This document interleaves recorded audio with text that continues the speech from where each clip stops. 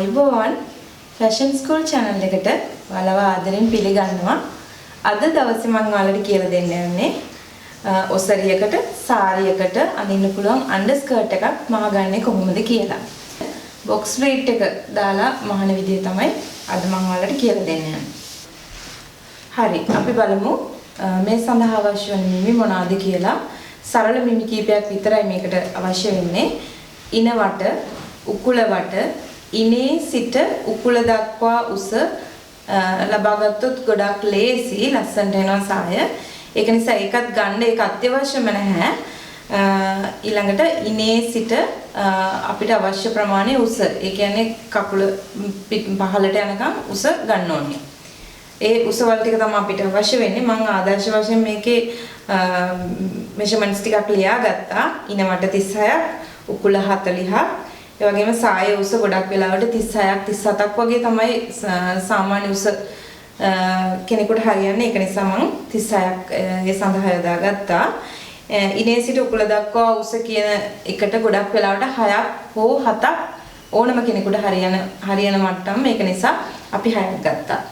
මේ වගේ මේ මෙෂර්මන්ට්ස් වලින් කොහොමද අපි රෙද්දේ මේක ඇඳලා කපන්නේ කියලා දැන් අපි බලමු. මේ සඳහා මම අද දවසේ භාවිතා කරන්නේ සැටින් රෙද්ද.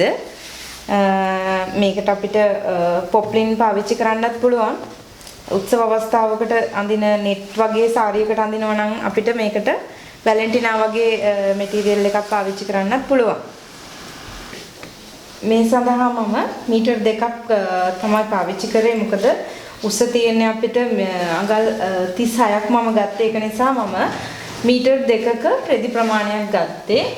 ඔයාලට ලේසි, ඒ කියන්නේ අපේ ආධුනිකයන්ට ලේසි වෙන්න මේක 36 කොටස් දෙකකට කපා ගන්න. එතකොට ලේසි උස. ඒ කියන්නේ මහුන් වාසිත් තියන්න ඕනේ. අඟලක් වගේ මහුන් වාසි තිබ්බනම් හොඳයි. මොකද මේකට උඩින් වේස් බෑන්ඩ් එකකුත් එන නිසා අඟලක් තියාගත්තා නම් වාටියට ඇති උස අවශ්‍ය විදිහට. එතකොට ඔයාලට ඇඩ්ජස්ට් කරගන්න පුළුවන් වෙනවා. මේකේ පළල තීරණය කිරීමේදී දැන් අපි මෙහෙම මේකේ පිටිපස්ස පළුව තමයි අපි ඉස්සෙල්ලාම කරන්න යන්නේ. එතකොට මේක අපි පළල කොහොමද තීරණය කරන්නේ කියන ප්‍රශ්නේ එනවා. ඒක නිසා සාමාන්‍යයෙන් උකුල තමයි පළලම තැන. ඒක නිසා උකුලේ වට ප්‍රමාණය මම ගත්තේ 40ක්. වට 40ක් නිසා හොඳම විදිහ හතරට බෙදන්න. එතකොට සාමාන්‍යයෙන් එන්නේ 10ක් වගේ. මහුන් වාසි වලටත් සහ ලූස් ඒ කියන්නේ අපේ මේ රිලැක්ස් එකටත් එක්ක අවශ්‍ය නිසා අපි 13ක් විතර මේකේ පළල තියාගත්තා නම් හොඳයි. ඒක නිසා 13කට විතර මේ විදිහට පිටිපස්ස පළුව නමා ගන්න. අපි බලමු ඉනවට මිම්ම සකසා ගන්න ආකාරය. මේකේ ඉනවට මිම්ම මම අරන් තියෙන්නේ 36ක්. ඒක නිසා 36 හතරට බෙදනවා. ටේප් එකෙම මෙහෙම බෙදා ගන්න. මෙහෙම හතරට බෙදුවාම අපිට එන්නේ 9ක්. අපි මේ 9 ඉහළ කෙළවර දෙකට නමපු රෙද්දේ ඉන ලකුණු කරනවා අඟල් 9ක්. අඟල් 9ක් අපි මෙහෙම ලකුණු කරනවා. ඊට අමතරව අපි මේකට ඩාට් එකක් යොදා ගන්නවා. ඩාට් එක අඟලක් වෙනවා. ඒක නිසා අපි තව අඟලක් ලකුණු කරනවා. ඊටත් අමතරව අපිට මහුන් වාසි අඟලක් අවශ්‍යයි. මේක ප්‍රායෝගික ක්‍රමයක්. ඒ කියන්නේ තියරි නෙවෙයි. ප්‍රැක්ටිකලි මේක මේ විදිහට කරන්න. එතකොට පහසුයි. ඒකයි මම මේ පහසු විදිහක් කියලා දෙන්නේ. මේ විදිහට ලකුණු කරගත්තාම එතකොට ඉන ලකුණු කරලා අවසానයි අපි. ඊට පස්සේ අපි මෙතන ඉඳලා ගමු උකුල දක්වා උස කියලා මම එකක් දුන්නා. ඒක අත්‍යවශ්‍යම නැහැ. ඊළඟට අපි අඟල් 6ක් උකුල දක්වා උස අඟල් 6ක් ලකුණු කරනවා. මේ විදිහට හරහට අඟල් 6ක් රේඛාවක් ඇඳ ගන්නවා. ඊට පස්සේ උකුල වට ප්‍රමාණය අපි මේ රේඛාවේ ලකුණු කරන්න ඕනේ. ඒක ලකුණු කිරීමේදී අපි ගත්තේ උකුල 40ක්. 40 හතරෙන් බෙදනවා. එතකොට 10ක් ඉන්නේ. මේ විදිහට අපි 10 ලකුණු කරන්න ඕනේ. මේ රේඛාවේ 10 ලකුණු කරන්න. 10 ලකුණු කරලා ඊට අමතරව අපිට මහුන් වාසි අඟලක් ඕන නිසා මහුන් වාසි අඟලකුත් ලකුණු කරනවා. ඊට පස්සේ මේ ඉන රේඛාව සහ උකුල රේඛාව අපි යා කරනවා. ඊළඟට මෙතනදීම මම ඔයාලට කියලා දෙන්නම්. ඩාට් එක ලකුණු කරන එකත් අපි සාමාන්‍යයෙන් අඟල් 4ක් තමයි නැම රේඛාවෙ ඉඳලා ලකුණු කරන්නේ. අඟල් 4ක් ලකුණු කරලා ඒ දෙපස්ස අඟල් භාගයේ ලකුණු කරන ඩාට් එක ඊට පස්සේ ඒකේ උස සාමාන්‍යයෙන් උගල දක්වා 6ක් ආපු නිසා අපි 5ක් ගමු. උස 5ක් කියන තැනට රේඛාවක් අඳින්න. මේ විදිහට අපි ඩාට් එක ඇඳ ගන්නවා.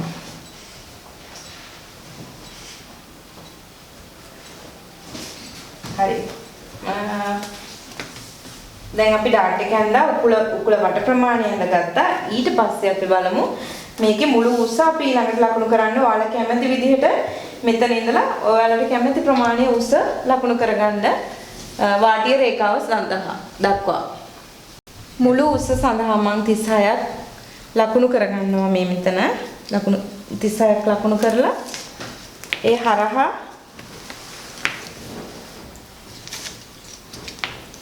රේඛාවක් ඇඳ ගන්න ඕනේ.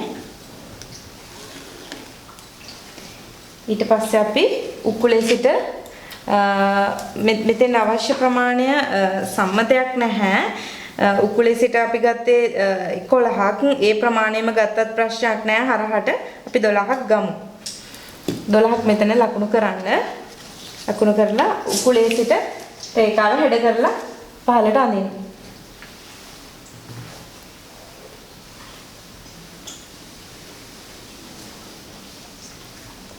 හරි. අපි දැන් පිටිපස්ස පළුව ඇඳගෙන ඉවරයි. මේක දැන් අපි මැහුම් වාසි තියලා මෙතෙන් කපා ගමු.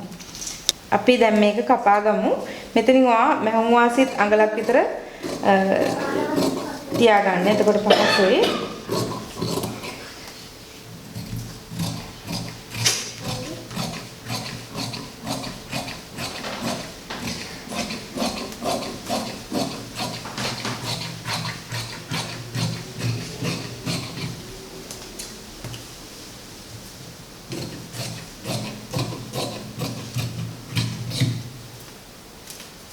හරි. අපි දැන් පිටිපස්ස පළුව කපාගෙන අවසానයි. අපි බලමු මේ ඉස්සරහ පළුව කපාගන්නේ කොහොමද කියලා.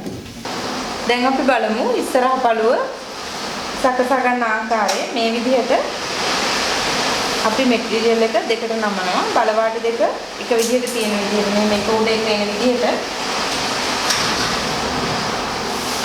ඊපස්සේ අපි පිටිපස්ස පළුව අරගෙන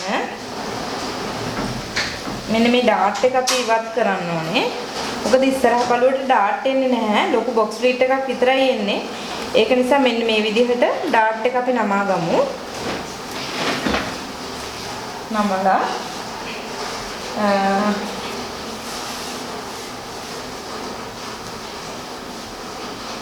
මෙන්න මේ විදිහට අපි තියා ගන්නවා. මේ පැත්තෙන් කැපෙන්නේ මේ තමයි අපේ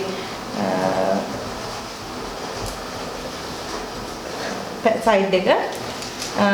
මේ විදිහටම දැන් මේක දිගේ අපිට කපාගෙන යන්න තියෙන්නේ. මේ විදිහටම කපලා මෙතනින් මේ ප්‍රමාණය තමයි අපිට බොක්ස් ප්ලේට්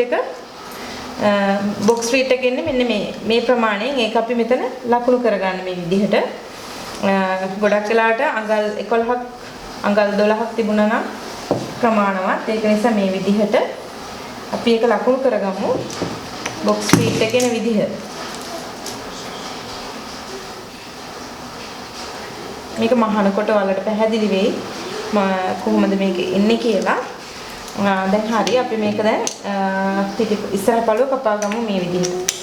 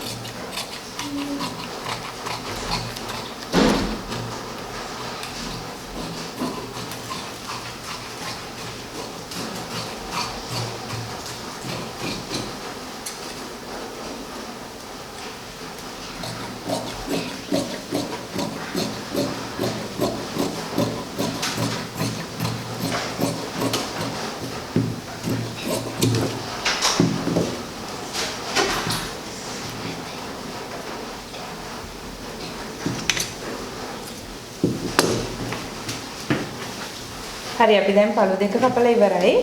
අපිට අවශ්‍ය වෙනවා waist band එක හදාගන්න. අපි බෑන්ඩ් එකට ඉන්නට බෑන්ඩ් එකක් අඟලක බෑන්ඩ් එකක් දාමු. ඒ සඳහා මෙහුම් වාසිත් එක්ක අඟල් 3ක පටියක් තිබුණා නම් ප්‍රමාණවත්. මේ අන්ඩර්ස්කර්ට් එකට අපිට සිප් එකක් දාලා මහන්නත් පුළුවන්. සිප් එකක් නැතුව පටියක් ගැට ගහන්න මහන්නත් පුළුවන්. ඔයාලා කැමති විදිහකට පහසු විදිහකට කරගන්න එක. එහෙම නැතුව ටික එකක් අල්ලන්නත් පුළුවන්. අඟල් 3ක පටියක් මේ විදිහට කපන්න.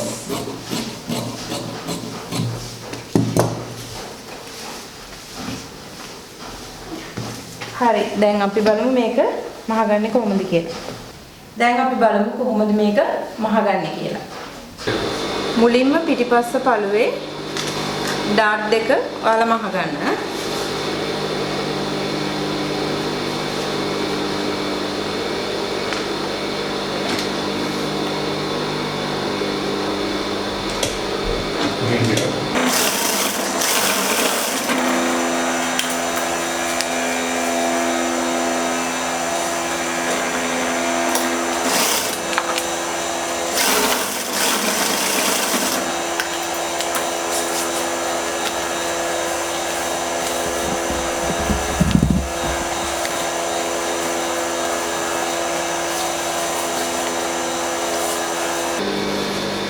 ඉස්සරහ පළුවේ බොක්ස් ෆීට් එක අපි ලකුණු කරගත්තා. මේ බොක්ස් ෆීට් එක මහන්න ඕනේ අඟල්.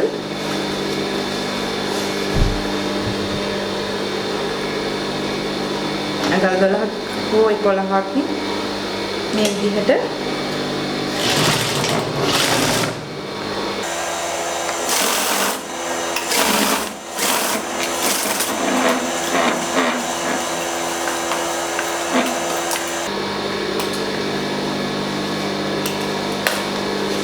දැන් අපි මේකේ මැද ලකුණු කරගන්න මේ විදිහට කට් මාක් එකක් දාලා මේක දිග ඇරලා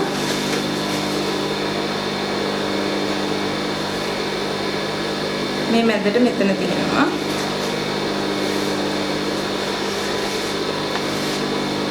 ඒක මේ විදිහට තමයි එතකොට අපිට පේන්නේ. පිටිපස්ස බැලුවොත් මෙතනට කොටස් වේට් එක මේ මැද කොටසට මේ මැද කොටස තියාගන්න. ඔයාලට පැහැදිලි ඇති මේ විදිහට මෙන්න තියෙන මේක ටැප් කරගන්න.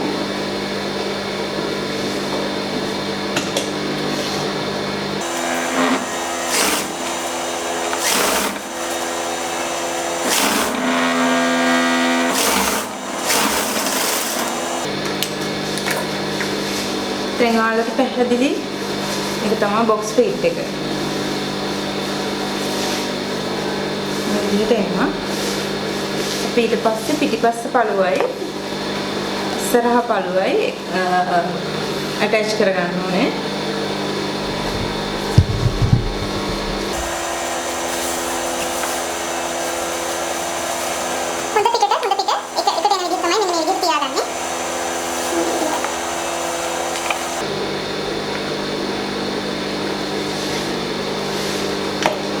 මෙතනදී අපිට වම් පැත්ත ගොඩක් වෙලාවට අපි විවරයේ වම් පැත්තට තියනවා සායේ මේ විදිහට සායින්නේ මේකේ මේ පැත්තට විවරයේ තියාගන්නේ ගොඩක් වෙලාවට මෙතනදී අපිට සිප් එකක් අල්ලන්නත් පුළුවන් මේකට මේ විදිහටම සිප් එකක් අල්ලන්නත් පුළුවන් එහෙම නැත්නම් මේක විවරයේ මේ විදිහට ගොඩක් ලොකුවට තියන්නේ නැතු පොඩිවට තියලා මෙතනින් පටියක් ගැට ගන්න තියන්නත් පුළුවන් ඒක ප්‍රශ්නයක් නැහැ මම මේකෙදි දැන් සිප් එකක් භාවිතා කරන්නේ ඒක නිසා මම මේ මෙතන ඉඳන් මෙතන එනකම් වෙනම පළු දෙකේ වාටියක් මෙන්න මේ විදිහට මහ ගන්නවා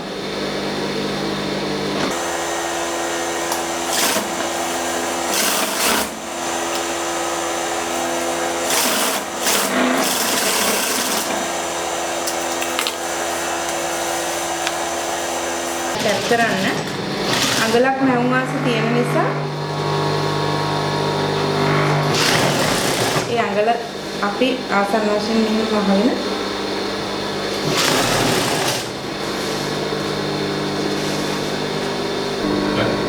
දැන් අපි මේකට මේ වගේ අඟල් 3කට අපි කපාගත්ත පටිය අල්ලන්න ඕනේ. ඒක මෙහෙම අග්ගිස්සරම්මලා මේ විදිහට ඔයාලා කැමති විදිහකට මේ පටිය අල්ලගන්න ඔයාලට ක්‍රම මම හිතනවා ඔයාලා යොදාගන්න එක එක ක්‍රම ඇති. මේක දැන් මේ පැත්තෙන් ඇටච් කරගෙන ගිහිල්ලා කන පිට පැත්තෙන් ඇටච් කරගෙන ගිහිල්ලා මෙහෙම හරවලා මෙහෙම මහන ක්‍රමයක් තියෙනවා. ඒ ක්‍රමයට මෙහුවොත් මේකට අය ඕලොක් කරන්නත් ඕනේ නැහැ. ක්ලෝස් වෙනවා. ඔයාලා කැමති නම් ඒ විදිහට මහගන්න. එහෙමත් නැත්නම් මේක මෙහෙම නමලා අපි මෙතෙන්ද තියලා මෙහෙම දිගට මහගෙන යන ක්‍රමයට මහුවත් කමක් නැහැ. කැමති විදිහට ඒක ඔයාලට කරගන්න පුළුවන්. අපි බලමු මේක මහන්න හැටි. ස්පීඩ් කරලා දෙන්න.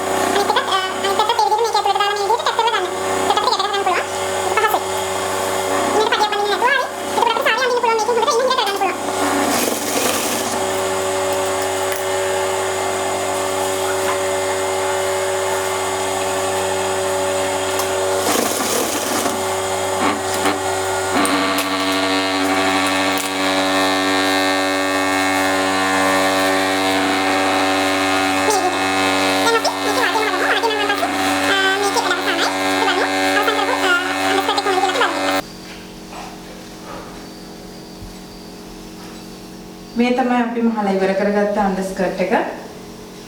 බොක්ස් ෆ්ලීට් අන්ඩර්ස්කර්ට් එක වලට මෙහෙම පේනවානේ. මේ විදිහට බොක්ස් ෆ්ලීට් එක දාලා ඇඟේ හැඩයටම ලස්සනට අපිට මහගන්න පුළුවන්. අවශ්‍ය නම් ඔයාලට මේකට රේන්දයක් අල්ල ගන්නත් පුළුවන්. එහෙනම් අද වීඩියෝ එක අවසానයි. ඔයාලට ස්තුතියි.